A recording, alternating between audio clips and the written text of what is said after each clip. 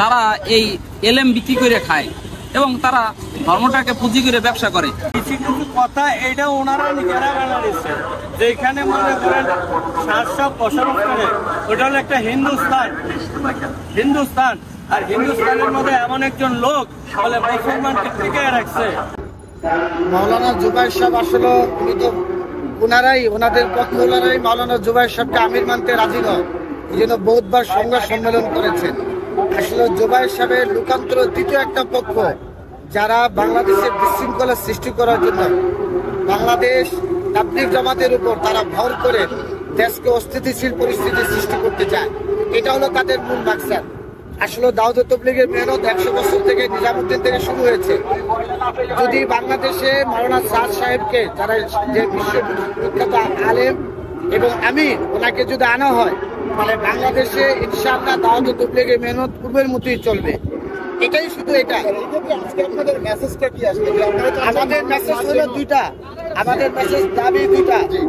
এক, আমরা বিগত স্বৈরাচার সরকারের আমলে আমরা বৈষম্য শিকার হয়েছি, আমরা আর এই দেশে বৈষম্য শিকার হতে চাই না।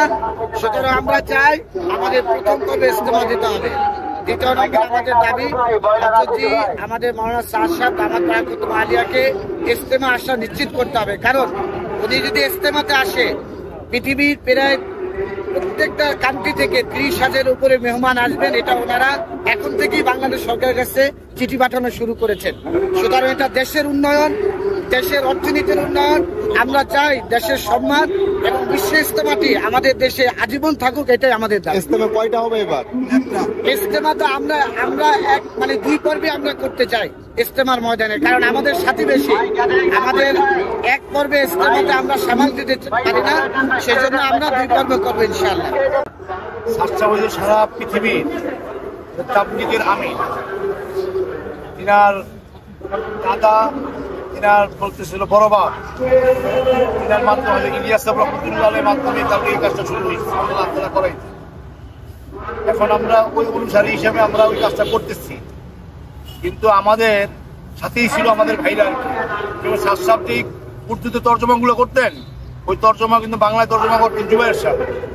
এখন সে 22 বছর পর তার ভুল ধরছে, সে এখানে ভুল বলছে। জুবায়ের সাহেব সাদ সাহেবকে ভুল ধরছে আর কি। তার কিন্তু কোরআন হাদিসে যে দলিলগুলো আছে, দলিলে কোরআনের বাহিরে সে সাদ সাহেব কোনো কথা বলেন না। কিন্তু তিনারা বলতেছেন যে তিনি গুমরা হয়ে গেছেন, কাফের হয়ে গেছেন। তারা আবার দেওবন্দি মানে ভুলটা কি ধরছে এটা বলতে পারবেন? তারা ভুল ধরছে, বলছে যে উলামায়ে কেরাম যারা আছে তারা যে বলতেছে যে এই মসজিদ মাদ্রাসা খেদমত করতেছে, তারা এটা সময়ের বিনিময়ে নিতেছে, হ্যাঁ, কিন্তু এলেমের বিনিময় বা নামাজের বিনিময়ে কোনো অর্থ নেয় না। তারা এটাকে ঘুরে বানাইছে, এটাকে যে কোরআন হাদিসের বিনিময়ে তারা টাকা নিয়ে কথা করছে। আরেকটা হচ্ছে অ্যান্ড্রয়েড মোবাইল যেটা আছে, এই অ্যান্ড্রয়েড মোবাইলটা সাধারণত আমি ভালো করে জানি এটা কিরকম ভাবে ব্যবহার করতে হয়, কিন্তু উলামায়ে কেরামদের কাছে এই জিনিসটা না থাকলে ভালো হয়। ওটা যদি উলামায়ে কেরাম যারা ওই অ্যান্ড্রয়েড সেটা যদি ওরা সৎভাবে বা সঠিকভাবে ব্যবহার করে, সেক্ষেত্রে কি করা যাবে না? না আর কি, আমাদের হলো আল্লাহ রসুলের সর্বনির্দেশ হলো কোনো পিকচার, এটা কেউ কোনো পিকচার আমাদের সাথে থাকতে পারবে না। আমি যদি ব্যবহার করি এটা আমার জন্য না থাকে, বুঝছেন না? এখন অ্যান্ড্রয়েড মোবাইলটা হইলো যখন আমি নামাজে দাঁড়াই, কেউ সাইলেন্ট করে রাখে, নিশ্চয়ই কেউ কল করতেছে, ওই সময় মনে করেন যে নামাজের ভিতরে দুনিয়ার কোনো জিনিস স্পর্শ করা যাবে না।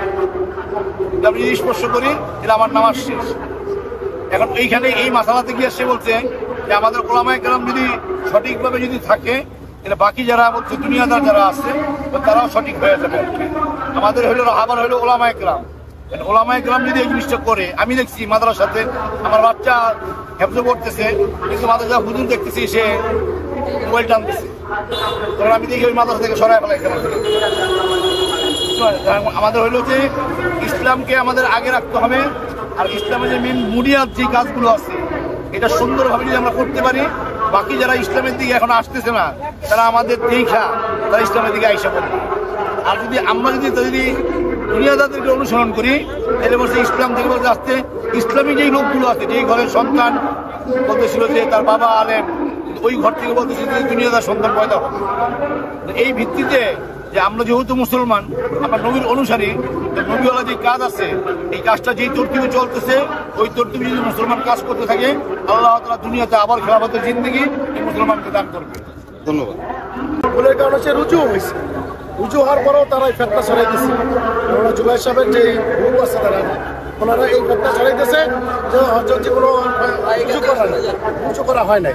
তো মানুষ তো ভুল করতেই পারে, আর রুজুও করছে। আমাদের 2024 সালের ফেব্রুয়ারি মাসের 7 তারিখেও রুজু করছে হচ্ছে।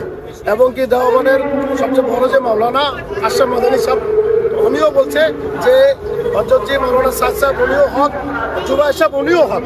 ওনারা দোনো পথে যে মেহনত করছে হকভাবে মেহনত করতেছে, এর ভিতরে কোনো ভেদাভেদ নাই। কিন্তু জুবাইর সাহেবরা যে বলতেছে যে সাদ সাহেব বাতিল হক, যেরকম তারা এরকম ভাবে কয়েকদিন আগে জুম্মাবারে তারা এরকম ওই মাদ্রাসার যে আলেম ওলামারা, হেফাজতের যে আলেম ওলামারা তারা তাকে বিভিন্নভাবে গিবত করছে। যে বলতেছে মাওলানা সাদ সাহেব এখনো কোনো কিছু করে না আমরা দেখেছি এই প্রোগ্রামে। আসলে এটা সম্পূর্ণ মিথ্যা কথা। আর তাদের থেকে বড় আলেম যে আমাদের দেওয়ান মাদ্রাসা, তো এখান থেকে উনি বলে দিছে যে মাওলানা সাদ সাহেব হক, এর উপর আর কোনো কথা যুক্তি আছে, ওনার কথা যুক্তি আছে। আমি একটা আম মানুষ বললে কোনো যুক্তি নাই, কিন্তু উনি সারা পৃথিবীর একটা বড় মাদ্রাসা দেওয়ান, ওইখানে বড় মাওলানা আছে আশরাফ মাদানী সাহেব উনি বলে দিচ্ছে, তারপরে ওনাকে মাদ্রাসা। এটার পার্থক্য হলো ওনারা আমাদেরকে বলতেছে আমরা হলো অন্ধ, আমরা সাধারণ মানুষ অন্ধ, আর ওনারা হলো চক্ষুওয়ালা। ওনারা মানুষকে বলতেছে যে আমাদেরকে তোমরা আমাদের সাথে আছো। কিন্তু আসলে বিগত দেখেন আমাদের নবী মুহাম্মদ রাসূলুল্লাহ সাল্লাল্লাহু আলাইহি সাল্লাম উনি কোনো অক্ষর জানতো না। আল্লাহ সুবহানাহু ওয়া তাআলা তাকে আল্লাহর খাজানা থেকে আল্লাহ তাআলা এলেন দিয়া সমস্ত উম্মতের মধ্যে সবচেয়ে শ্রেষ্ঠ মানব তাকে আল্লাহ বানাইছে। আর ওই কাজ নিয়ে আল্লাহ তাআলা আমরা চালাইতেছে। বলে দাউদ আলাইহিস সালামকে আল্লাহ তাআলা বলছিলেন, দাউদ তুমি যখন তোমাদের পরে যখন একটা উম্মত আসবে সেই উম্মত তোমাদের এই কাজ করবে। দাউদ আলাইহিস সালাম আশ্চর্য হয়ে গেল, তারা তো নবী হবে না, তারা তো আম মানুষ হবে, তারা কিভাবে কাজ করবে? আল্লাহ সুবহানাহু ওয়া তাআলা বলছে আমি আখেরি নবীর উম্মতকে হেলেন দিয়ে এই কাজ করাই বলছে। এইটা তাদের ভিতরে একটা যন্ত্রণা। এই জন্য ভাই তারা এই আমাদের শাসক কোনো দোষী নাই ওনার। উনি পৃথিবীর সমস্ত দেশে বলে এরকম সফর করতেছে, ইজতেমা করতেছে, বলে ইন্ডিয়া থেকে সাথে আসতেছে, কিন্তু ওনাদের দেখুন কোন জমাত বাইর হয় কিনা এটা আমার জানা কম। ওনারা শুধু খালি আমাদের পিছনে রাখছে। এই যে মজমাটা হয়েছে, মজমাটার কারণ হইলো যে ওনারা ছাড়তেছে ছিল না সেনাবাহিনীর জন্য। আমরা এটা একটা দিক করার পরে ওনারা সেনাবাহিনীতে চাপে বা সরকারের চাপে ওনারা সরকার চলে গেছে। এই জন্য আমরা আজকে আমাদের ওনারা বলতেছে যে আপনাদের কোনো লোকই নাই, শাসকের কোনো লোক নাই। তা আমরা চাচ্ছি যে আমাদের জনগণ দেহুক আমরা আছি কিনা আছি। আর যারা আমরা আছি কিনা সব 60 বছর 70 বছর 100 বছর 90 বছর 25 বছরের যুবক এরা এই কাজ করতেছে। এই জন্য আমরা চাচ্ছি যে আমাদের এই কাকরাইল এবং টঙ্গী বলে যদি আপুসে হরে পূর্বে যেভাবে চালাইতেছে এইভাবেই চলুক। আর ওনারা দাবি করছে যে আমাদেরকে বুঝাইয়া দেন টঙ্গী এবং কাকরাইল, সরকার এটা মানে নাই। এজন্য আমরা চাচ্ছি যে এই টঙ্গীর মতন ওনারা ব্যবহার করবেন, আমরাও ব্যবহার করবো, ইজতেমার মাদান আমরাও ব্যবহার করবো, এরাও ব্যবহার করবো। ইজতেমা কি দুইটা হবে? এবারও ইজতেমা কি দুইটা হবে না একটাই হবে? এখন এবারে তো আমাদের সাথে একটা ছিল কিন্তু দুটোই হবে, কিন্তু আমাদের সরকারি তারিখ হলো দুইটা, আমাদেরটা আগে এদেরটা পরে। এরা আবার সরকারে ওভারটেক করে নিজেরা আবার তারিখ দিচ্ছে। দেখেন আপনি প্রায় কিছু মনে করেন 7-8 বছর আগেই যারা এখন আমাদের মসজিদের ইমাম সাহেব, আমাদের মসজিদের খতিব সাহেব, যারা এগুলো বিরোধিতা করতে এরা আমাদের সাথে খানা খাইছে এবং আমাদের সাথে এরা কি করছে বলে এরকম দাওয়াতের মেহনতে এরা নষ্ট করছে। এরা 3 দিন সময় দিতে পারে না। আমার মহল্লার একজনকে বলছিলাম, ঠিক আছে আপনারা মনে করেন যে আমরা এই কাজ করি, যদি আপনারা এই কাজ করে থাকেন আমি 10 জন ছাত্র জমাইছি, এই ছাত্রকে নিয়ে আপনি চলেন আমার সাথে, বলে এটা সম্ভব না। কিছু কিছু কথা এটা ওনারা নিজেরা বানা দিচ্ছে, যেখানে মনে করেন শাসক বসবাস করে ওটা হলো একটা হিন্দুস্তান। আর হিন্দুস্তানের মধ্যে এমন একজন লোক বলে মুসলমানকে টিকিয়ে রাখছে। আর যদি উনি যদি কোনো কোরআন হাদিসের বাইরে কোনো বক্তব্য দিত তাইলে ওই যে দেওয়ান মাদ্রাসা ওনারা যেটা বলে দেওয়ান মাদ্রাসা, ওনারা যে বলতেছে যে দেওয়ান মাদ্রাসা থেকে দেওয়ান মাদ্রাসার এই মার্কাজ হলো 2-3 কিলোমিটার দূরে, তাইলে তো ওনারাই ধরতো। পৃথিবী আরো দেশ আছে না মুসলমানের, তো এরাই ধরতো। পৃথিবীর কোনো দেশে এর রুল ধরে না, শুধু বাংলাদেশে আর কিসের দোষ? শুধু বাংলাদেশের ওলামায়, এই বাংলাদেশের ওলামায় দেখেন কয়জন ওলামায় এরকম দেওয়ান গেছে। ইত্তাবিউ মাল্লা সালুকুম আজরাকুম মুফতাকুম। অতএব তোমরা দিনের মেহনত করবা, দিনের কাজ করবা, এই নবীওয়ালা মেহনত করবা, নবীওয়ালা করবা, দিন চিন্তা করবা, এর বিনিময়ে আল্লাহ তাআলা জান্নাতে দিবে। দুনিয়ার কোনো বিনিময় নাই, বিনিময় হলো জান্নাত, এর বিনিময় হলো জান্নাত। অতএব দুনিয়ার ভিতরে ওলামে হযরত কেরাম যারা মেহনত করতেছে, এটা কোনো বিনিময় না, এরা জরুরত হিসেবে কিছু পুরো করতেছে। আর যারা এই মেহনত করে যদি বিনিময় মনে করে, তাহলে এটা বিনিময় হয়ে যায়। কন্ট্যাক্ট করে মনে করে যে আমি 50,000 টাকা নিচ্ছি, এটা বিনিময় হয়েছে, তাহলে আল্লাহ তাআলা এই ব্যক্তিকে আসল ময়দানে কি করবেন? বলেছে ওই ব্যক্তি আসল ময়দানে পুরো শরীরের ভিতরে কি থাকবে? মুসকুদ আটকে থাকবে। সবচেয়ে নিকৃষ্ট এটা যে দিনের মেহনত করতে যায় বিনিময় নেই। বিনিময় না, কেউ যদি খুশি হয়ে দেয় সেটা আলাদা বিষয়। যদি খুশি হয়ে দেয় যে আমি খুশি হয়েছি অথবা আমি এর কোনো কন্ট্যাক্ট করলাম না, তো আমাদের বাংলাদেশে অনেক হযরত উলামায়ে কেরাম আছে যারা বয়ান করে কোনো বিনিময় নেয় না, খুশি হয়ে 20,000 দেয়। এটা আল্লাহ তাআলা বলতে পারছে না, এটারে হাদিয়া। যদি বিনিময় করে নিয়ে থাকে, আল্লাহ তাআলাই বলছেন যারা বিনিময় করবো, বিনিময় নাই, দিনের কোনো বিনিময়, আর ওই ব্যক্তির সবচেয়ে নিকৃষ্ট। এই কাজটা যারা করবে তাদের সাথে সে থাকবে না। তো আল্লাহ তাআলা বলছে যে তোমরা কাজ করো। আমাদের নবী হুজুর পাক সাল্লাল্লাহু আলাইহি ওয়াসাল্লাম সেও ছাগল পালছে, ব্যবসা করছে, কাজ করছে, এবং সমস্ত নবীরা কাজ করছে। কিন্তু কিছু কিছু উলামায়ে সু, উলামায়ে হক না, উলামায়ে সু, তারা এই এলেম বিক্রি করে খায় এবং তারা ধর্মটাকে পুঁজি করে ব্যবসা করে। এর মানুষের পকেটে টাকা হাতাই নেয়, তারা কোনো কাজ করে না। মূলত তারা শুধু এলেম বিক্রি করে খায় আর এরকম বয়ান দেয় আর এরকমের বড় বড় হুঙ্কার দিয়া এরকমের মানুষের কাছে টাকা নিয়ে নেয়।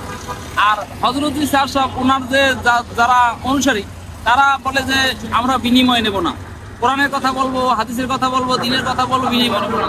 নবীরা যেরকম নেয় নাই, আমরা কাজ করবো, বাট কোরআন হাদিসের কথাও বলবো, আমরা বলবো, কিন্তু বিনিময় নেব না। হ্যাঁ, কোরআনের কথা বললে মাহফিল করে ইমামতি করে টাকা নিতে নিষেধ করে। এখন মূলত এইটা নিয়ে একটু দ্বন্দ্ব, কারণ উনি বলছে যে ইমামতি করে টাকা নেওয়া জায়েজ নাই। এই জন্যই সমাজের ভিতরে অন্যান্য যারা নেয় তারা একটু ইতলাফ শুরু হয়ে গেছে। তারা বিতর্ক, তারা বলে যে তারা কিভাবে খাইবে, বলে যে অন্যান্য নবীরা, সকল নবীরা কাজ করছে, পৃথিবীর এমন কোন নবী নাই, হিস্ট্রি দেখেন কোরআন থেকে, কোন নবী নাই যে আয়ের ইনকাম ছিল, কাজকর্ম করতো, পাশাপাশি ইমামতও করতো, কাজ করতো, আবার তাবলীগও করতো, আবার দিনের খেদমতও করতো। আর এরা কিছু আলেমে সু, তারা এটাকে আবিষ্কার করছে যে না, আমরা শুধু ইমামতি করবো, কাজ করবো না। এই জন্য এই মূলত আসল দ্বন্দ্ব এইখানে। এখন আরেকটা ব্যাপার হইলো, খেলাফত মজলিস নামে একটা মজলিস আছে, যারা হেফাজতের সংগঠন থেকে ওখানে খেলাফত মজলিস চালু করছে। ওরা চাইতেছে যে এই আলেমেরা যখন, সাধারণ মানুষ যখন দিন বুঝে ফেলাইবে, তখন তো তাদেরকে মানবে না আর তাদের পকেটে টাকা দিবে না। কষ্ট করবে আমি সারাদিন পরিশ্রম করবো, কিন্তু আমি তো টাকা দেবো না। কিন্তু এই এরা চাইতেছে যে না, যাতে এই টাকাটা, এখন এরা যদি এলেম শিখতে পালায় তাহলে সমস্যা। এখন এই গ্রুপটাকে যদি কোনো কায়দায় বন্ধ করা যায়, তাই আর না বন্ধ করলে তো ক্ষতি হয়ে যাবে। এই জন্য মূলত আগে টার্গেট করছে স্যার সাহেবকে। স্যার সাহেব, আমাদের তাবলীগের ভিতরে কোনো রাজনীতি নাই, কিন্তু স্যার সাহেবের সাথে যারা তাবলীগ যারা করছে, এদেরকে কিছু আলেম, আমরা আলেম এই কথা বললা ভাগ করে ফেলাইছে, ভাগ করে কিছু সাথীকে নিয়ে এনেছে, নিয়ে নিয়ে আমরা আলেমদের সাথে আছি। অথচ যেই আলেমরা বলছে যে আমরা আলেমদের সাথে আছি, তারা তাবলীগের সাথী না, তারা তাবলীগের সময় লাগে না, তারা মাদ্রাসায় থেকে পেশ করছে, মাদ্রাসায় 22 বছর 23 বছর লেখাপড়া করছে। তাবলীগের একটা মেহনত, সেইটা মনে করেন শুরু থেকে শেষ পর্যন্ত এখানে একটা নিয়ম আছে। মাদ্রাসায় পড়া আর তাবলীগের মেহনত এক না। মাদ্রাসায় পড়ার পরে সাল লাগাইতে হয়, কিন্তু যারা মনে করেন বয়ান দিতেছে, 5 তারিখে যে বয়ান দিতেছে, তারা মূলত তাবলীগের সময় লাগানো সাথী না। হ্যাঁ, হেফাজত ইসলামের কিছু লোক, যারা খেলাফত মজলিস নামে, এরা এই সংগঠনটাকে মজবুত করার জন্য আমাদের সাথীদেরকে নিয়ে গেছে। আমাদের সাথীদের সাথে কোনো দ্বন্দ্ব নাই, কিন্তু এরা মূলত সময় লাগায় না, এরা নিয়া তাদেরকে দলটাকে ভারী করতেছে। আর সবচেয়ে বড় কথা হইলো এখন কোন সংগঠনকে দুর্বল করতে হলে তার আমিরকে দুর্বল করতে হয়।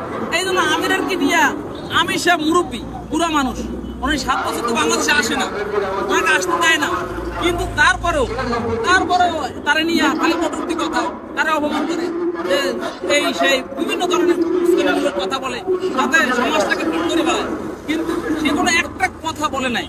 তারপরও আমরা মূলত এখানে আসছি আল্লাহকে খুশি করার জন্য। আর সবকে আমরা মানি, নবী মানতে বলছে আমির। এই যে মুরব্বী মানুষ, বুড়া মানুষ, উনি যদি কোনো ত্রুটি করে থাকে সেটা আল্লাহর সাথে জবাব দেবে। আর ওনার জন্য বললে দিচ্ছে তারা যদি ভুল ধরে, সে তো আর এখানে আসে না, কিন্তু তারা নিয়ে এত তর্কের দরকার নেই। মোটামুটি ভাবে তারা জাহির করতে চায় যে আমরাই হক এবং আমরা এই কাকরাইল টঙ্গী আমাদের দখলে যাইবে। এই জন্য আজকের সমাবেশ, আজকে আমরা এখানে একত্র হয়েছি। মূলত আমাদের কাকরাইল থেকে বের করার কথা ছিল, তারা বলতে চায় না, এবং টঙ্গী থেকে বের করতেছে। আমরা বলছি যে আমাদের হিসেবে আজকে আমাদের পাওনা, কিন্তু তারা দিতে চায় না, এই জন্য আমরা একত্র হয়েছি। আমাদের দাবি, আমরা এরা 15 দিন থাক, আমরা 15 দিন থাকি। আপনাদের কোনো তাদের সাথে কোনো শত্রুতা নাই? না, কোনো শত্রুতা নাই। আমরা চাই আমাদের মেহনত আমরা করবো, তাদের মেহনত তারা করবো। তারা যদি আমির সাহেবকে মানে আলহামদুলিল্লাহ, যদি না মানে তাদের মনে থাক। আমাদের মসজিদ থেকে ধাক্কা দিয়ে মাইর করে দেবো, আমাদেরকে মনে করেন অপমান করবে, আমাদের হযরতজিকে অপমান করবে, এটা তো আমরা যারা তার ভক্তবৃন্দ তারা মানবো না, তারা মানতে পারে। এই জন্য আমাদের অন্তরের ভিতরে তারা কষ্ট দিছে। মুমিনের কষ্ট দেওয়া তো ঠিক না, আল্লাহ তাআলা এটা পছন্দ করে না। এই জন্য আমরা সব একত্র হয়েছি। আমাদের কাকরাইলে ওরা ঢুকতে দিতে চাইছিল না, কিন্তু আমরা একত্র হয়েছি এবং আপনার প্রশাসনের কাছে যাওয়া হয়েছে। লাস্ট ফিনিশিং এ ওরা আগেই ছাড়িয়ে দিচ্ছে। ওরা এইভাবে আয়োজন করছে, যদি ওদেরকে কাকরাইলে ঢুকতে দেওয়া হয় এবং টঙ্গীতে ঢুকতে দেওয়া হয়, তাইলে বাংলাদেশ একদম অবরোধ করে ফেলাইবে, এরকম হুমকি দিচ্ছে সাংবাদিক সম্মেলনে। কিন্তু আল্লাহ পাকের মেহেরবানি আর ওদের ভিতরে কি হয়েছে, আমরা ওইভাবে প্রস্তুত নিয়ে আসছিলাম, কিন্তু ওরা আগেই মাঠ ছেড়ে দিচ্ছে। এই জন্য আল্লাহ তাআলা ওনাদেরকে হকের দিকে নিয়ে আসুক এবং আল্লাহ তাআলা ওদেরকে হক বোঝার তৌফিক দান করুক। এই